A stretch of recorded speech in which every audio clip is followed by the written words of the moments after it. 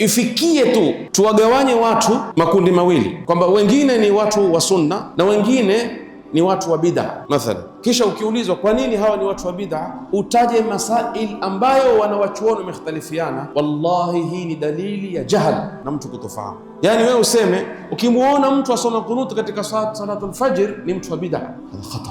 Ukimuona mtu asema bismillah kwa dhahiri akiswalisha ni mtu wa bid'a. Ukimuona mtu aomba dua baada ya swala ni mtu wa bid'a. Ukimuona mtu yuwafunga na mwezi wa kwao ni mtu wa bid'a. Ukimuona mtu anyoa ndevu ni mtu wa bid'a. Wallahi alazim, huyo mtu inaweza, sitaki kusema hana elimu, inaweza kuwa amesoma lakini hajafahamu. Tasema hivyo kwa heshima na ihtiram, nitasema hajafahamu, bal inafika marhala tuseme ni aibu kwa mtu msomi asema maneno haya. Ili nitumie lugha ya heshima ya adabu, nitasema hajafahamu. Huwezi ukawagea watu ukasema hawa ni watu wa sunna, hawa ni watu wa bid'a, kisha ukiulizwa kwa nini wataja masail ambayo wanazuoni wametofautiana.